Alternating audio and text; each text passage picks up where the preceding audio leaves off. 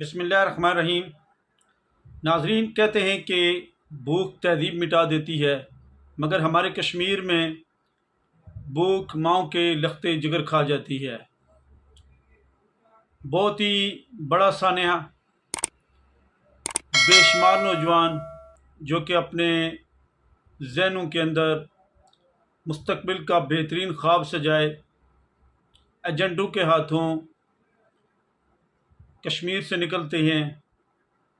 اور مختلف راستوں سے ہوتے ہوئے لیبیا پہنچتے ہیں، اور لیبیا سے پھر وہ اٹلی کے لیے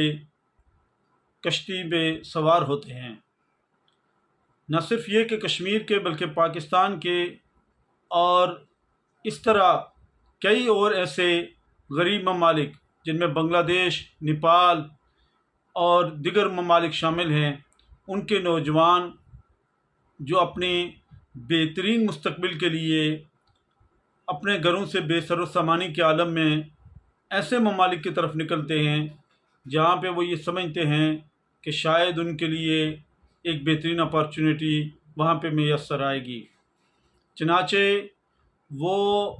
ایجنٹوں کے ہاتھوں اپنا سب کچھ داؤ پہ لگا کے نکل پڑتے ہیں۔ اب جو حالیہ سانحہ ہوا، جس میں ایک ہی خاندان کے 4 فرد اور ایک ہی گاؤں کے تقریباً 26 سے زیادہ نوجوان اور ایک ہی علاقے کے بے شمار نوجوان اسی طرح نکلے اور یہاں سے چلتے چلتے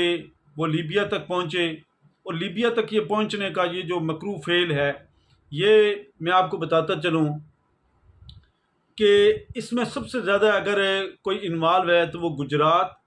گجرانوالا، منڈی بہاؤالدین، بمبر، اور پھر اب کوٹلی کا بھی نمبر آ گیا ہے کہ کوٹلی کے جو نوجوان ہیں ان کو بھی ان لوگوں نے گھیرنا شروع کر دیا ہے۔ ان کو سہانے خواب دکھائے جاتے ہیں، اور ان سے یہ نہیں کہ ان کو فری میں بھیجا جاتا ہے، ان سے 15 20 لاکھ روپیہ لے کے ایجنٹ ان کو ایک سے دوسرے، دوسرے سے تیسرے میں منتقل کرتے رہتے ہیں۔ یہاں سے ان کو وایا بلوچستان، ایران، ایران سے پھر ترکی، ترکی سے لیبیا، لیبیا سے پھر ان کو کشتی کے ذریعے آگے منتقل کیا جاتا ہے۔ تو یہ سارے کے سارے اس سفر کے اندر جو لوگ ہوتے ہیں، ایجنٹ ان کو یہ کہہ رہے ہوتے ہیں کہ وہ ان کو بحفاظت پہنچانے کی وہاں پہ ہماری ذمہ داری ہوگی۔ ابھی جو میرے پیچھے آپ دیکھ رہے ہیں کہ کس طرح سے کشتی الٹتی ہے، اور کتنے سارے لوگ، سینکڑوں کے حساب سے جو نوجوان ہیں وہ اس کشتی کے اندر سوار ہوتے ہیں، اور وہ بے سر و سامانی کے عالم میں سمندر کے اندر ڈوب جاتے ہیں۔ سب سے پہلی بات تو یہ کہ ہمارے حکمرانوں کے لیے یہ بہت بڑا المیہ ہے، اور ان کے منہ پہ زوردار تماچا ہے کہ آپ جس ملک کا دن اور رات الاؤ الاپتے ہیں، جس ملک کے اندر آپ سیاست کرتے ہیں، جس ملک کے اندر آپ رہتے ہیں، جس ملک کے اندر آپ یہ ساری چیزیں بناتے ہیں، اس ملک کا عالم یہ ہے کہ آپ کا جو نوجوان ہے وہ یہاں سے مایوس ہو کے وہ بہترین مستقبل کے لیے کسی دوسرے ملک کا رخ کرتا ہے۔ ہونا تو یہ چاہیے کہ اس نوجوان کے لیے اس ملک کے دروازے اتنے زبردست انداز میں آپ کھلے رکھیں کہ اس کو نوکری کی فکر نہ ہو، اس کو روزگار کی، اس کو ذریعہ معاش کی فکر نہ ہو۔ مگر کیا کریں کہ آج تک کسی جنرل کا بیٹا، کسی جج کا بیٹا، کسی سیاستدان کا بیٹا، یا پھر کسی بیوروکریٹ کا بیٹا،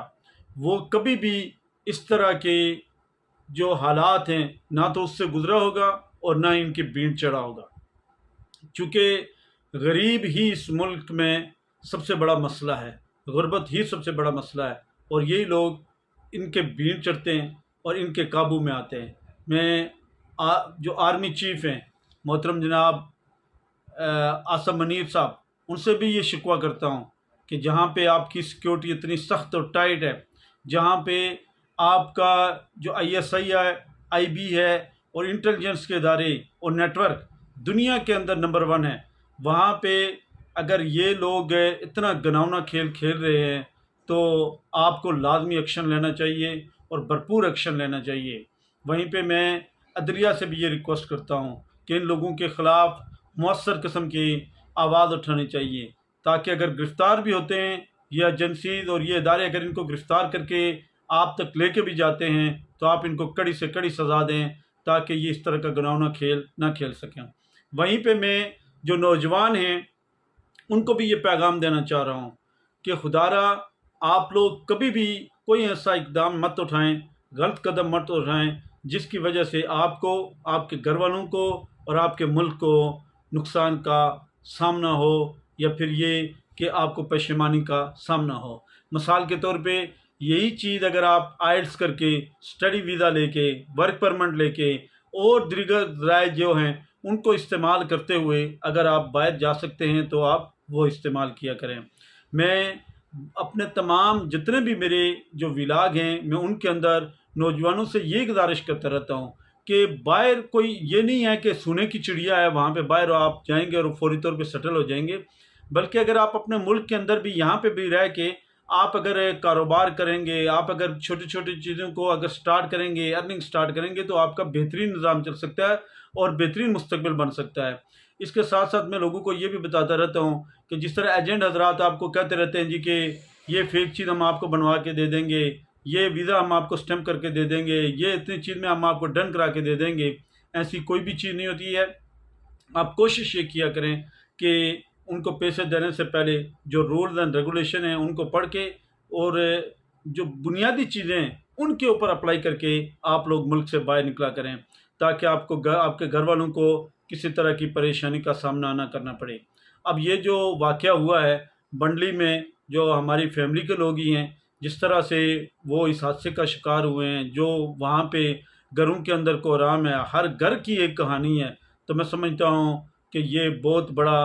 ظلم ہے، ناانصافی ہے ہمارے حکمرانوں کے لیے، اور خاص طور پہ ان حکمرانوں کے لیے جو اپنی وزارتوں اور اچھی وزارتوں کے لیے تو لڑتے ہیں لیکن اس سے چھوٹی سی ریاست کے اندر نہ تو لوگوں کو نوکریاں دے سکتے ہیں، نہ کوئی جاب کریٹ کر سکتے ہیں، نہ آج تک ایک انڈسٹری لگا سکیں، اور نہ ہی آج تک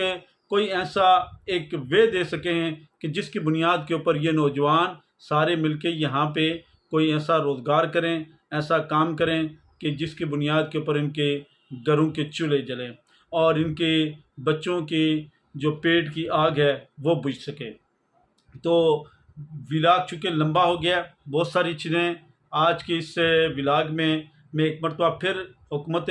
وقت سے یہ اپیل کرتا ہوں کہ خدا را ایسے جتنے نیٹ ورک ہیں ان کو پکڑیں، اور آپ کو پتہ بھی ہے کہ یہ جو نیٹ ورک ہیں یہ کس علاقے کے اندر زیادہ فعال ہیں۔ مثال کے طور پہ یہ جو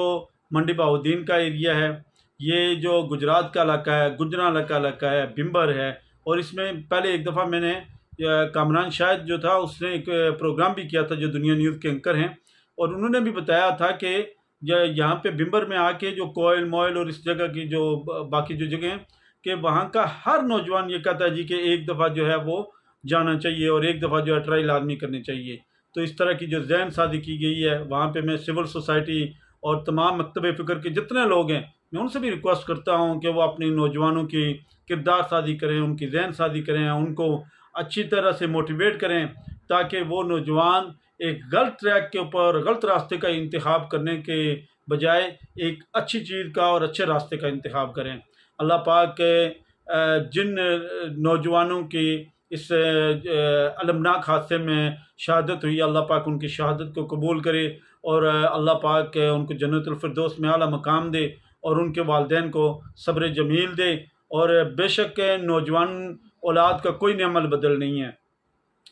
بوڑھے والدین اور بوڑھی مائیں، ان کی سچی بات یہ ہے کہ ان کا آنسو دیکھ کے، ان کی تڑپنا دیکھ کے تو دل تڑپتا ہے، لیکن کیا کیا جائے کہ حالات کے آگے ہم سب مجبور ہیں۔ میں جتنی میری آواز ہے میں نے بلند کی ہے کہ کم از کم حکمران جو ہیں ان تک یہ آواز پہنچنی چاہیے کہ وہ ریاست کے لیے کوئی ایسا اقدام لازمی کریں۔ پاکستان کے اندر بسنے والے جو حکمران ہیں وہ نوجوانوں کے لیے کوئی ایسا اقدام لازمی کریں کہ 60% آپ کی جو نوجوانوں کی جو پاپولیشن ہے، جو آبادی ہے، اس کے اوپر کم از کم جو ہے وہ اس ملک کو چھوڑ کے باہر نہ بھاگیں، وہ پڑھائی لکھائی کر کے ان کو یہاں پہ نوکریاں ملیں تو ان کو وہ ریاستی جبر کا شکار نہ ہوں۔ اللہ پاک آپ تمام دوستوں کا حامی و ناصر ہو۔ میرا اگر یہ ولاگ آپ کو پسند آئے اس کو لازمی لائک بھی کریں، کمنٹس بھی کریں، شیئر بھی کریں۔ Thank you so much for watching this video.